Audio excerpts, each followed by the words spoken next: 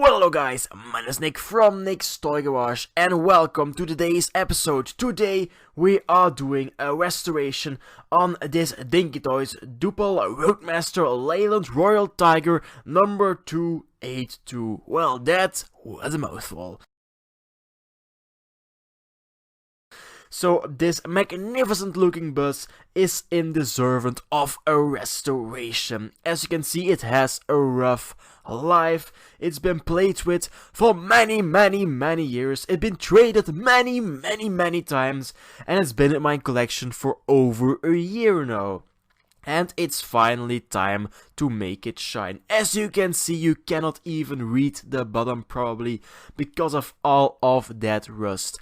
I did another Dinky Toys a couple weeks ago. That one went quite well and you guys seem to love it. So I hope you enjoyed this one too. Link to the previous one, it was the fire engine, is on the top right of your screen right now. So on camera I just took my little Dremel to take out the rivets, and then take, of course, my handy dandy screwdriver to pry open the base so it releases. You cannot really use your drill. Well, you can if you use a center point first and then drill it out, but I'm not rich, I don't have things like that, I'm just a commoner with some tools. So at this point I was looking at how dirty the base was and if the wheels were in good shape, which they were, and I was still under the impression I was going to take off these wheels, which I'm not. They weren't really coming off, the axles were way too thick, and they were just really damaged. Well, the axle, I couldn't really re-axle them, I guess. So on camera right now you see that I already gave up on the axle removal. I just take my vice grips and just make the base look great again, because there were a lot of edges that were just bent everywhere. So I just bent it back into shape. Now it's time for the sand blasting cabinet. This took me a little bit longer because, well, it is a bigger model, and there are a lot of places where the paint can hide, I noticed after the sandblasting cabinet step thingy-majig. Because I sandblasted this thing for hours and hours, about a minute, and there was still a lot of paint left in the window frames and on top of those little stripes on this bus. But no fear, the next step is here. Because there it is, you can see there's a lot of paint left. But don't mind the inside. So I just took my little dental pick, and when I'm done with my dental pick to remove the big parts, I just used my old trusty paint stripper, which I've used, well, in the beginning of my channel for the first, I don't know, 40, 50 restoration, because I just bought this thing, the sandblasting cabinet, I think, not sure, months ago, but I haven't really made a lot of episodes since. So when the paint stripper don't let it dry, that's horrible, but when the paint stripper has done its work, I just take my handy dandy screwdriver, my tooth brush again, and brush off the remaining of the loose paint. Then I noticed that there were a couple, well, bent edges on the model itself, so I took my vice grips again and made them straight again so we can fit the base again once more without, well, not fitting it, I think. So it's time for primer. For primer I'm using a fine surface primer by Tamiya, doing 3 coats in total, leaving between 15 to 20 minutes to dry between coats, and making sure I cover, well, the entire model inside and out, because it's a bigger model, you can see in it really clearly, so I want there to be yellow paint, well, in the end yellow paint, everywhere on this model. Now the base itself, I decided to just do the same primer and just paint the wheels and the base in the same primer. Later, when I'm going to actually paint the base, I will tape off the wheels, obviously, because they need to be a different color. Now when that is done, you can see me fail. Right, there we go.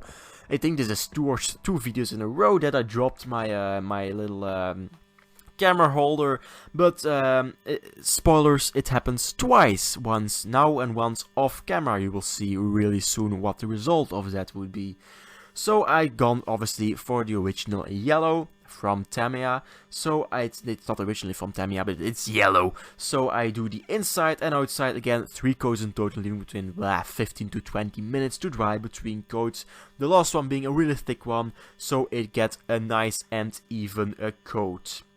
There you can see my hands are full of yellow paint. Why? I rested my airbrush on my camera stand, the camera stand fell, pulled off the airbrush, and well, let's say that my hands weren't the only thing covered in yellow paint. Also the wardrobe next to it, the workbench, the thingy itself, my camera, and well, everything was yellow. No, I don't mind yellow, but I just don't like it on everything. Next, it's time for the black, so I took my cheap €1 black paint can and paint the base in black, taping with taped off wheels because they're going to be red afterwards. Now for the fine, well, not really fine details, for the details on this model, I started out with my Sharpie, my red Sharpie. This was ideal for the smaller line, you can see on camera right now. It looks pretty good, if I do say so myself.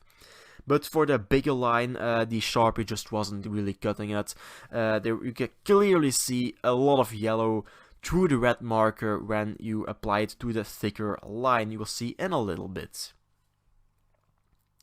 So how did I solve that? Well, I just threw the Sharpie back in my thingy workbench and took out my paintbrush with some red paint and go over everything again. It's a little bit harder because the paint can run, and it did run on two little spots, but I'll fix it later.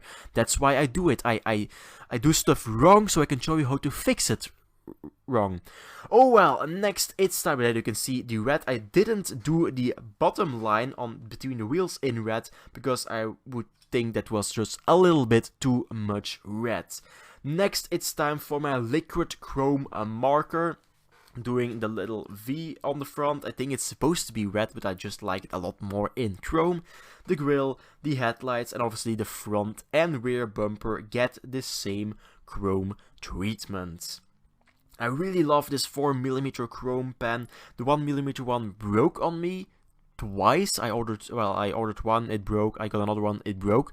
But the 4mm one, it's a champion. It just keeps on going and I love it. So next, there you can see where the red paint ran away from me a little bit, because I was so excited I just put on a little too much.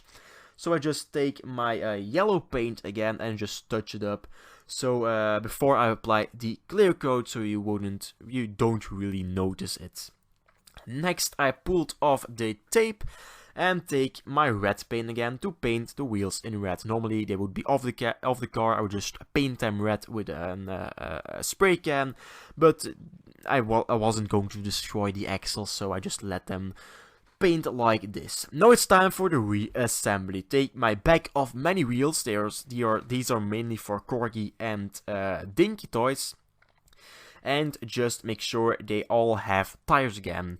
Now that I have your attention, because well, it is the most interesting part of the video obviously, I want to promote my Patreon again. If you want to support the channel, go to the link on the top right of your screen or in the description down below. Any amount will help, but don't feel like you have to. That was my daily announcement. Now, at this point, I'm snapping the base back into place. You can hear a really satisfying snap right about, well, let's see, now, shh. There it was, I love it. So that was the base put back together, making sure it still rolls. And then we have to do one more step to finish off this model, and that's to take out my chrome pencil again and pimp out the axle ends, so they just have a little bit of huzzah to it. Not really sure why I said that, but let's just go with the flow. And obviously on the other side do the same, and that will finish off my restoration. So this is it before the restoration, when it was still missing tires, missing paint, no red on the car left, and it just had it looks really sad. And this is it after the restoration right here, when it's nice and yellow with the red stripes, the chrome out, pimped out grille and headlights. So if you enjoyed this video, please leave a like, subscribe if you want to see more videos, and don't forget to turn on the notifications. And obviously, I want to give a special thanks to every single one of my Patreons. Hope to see you next time. Bye.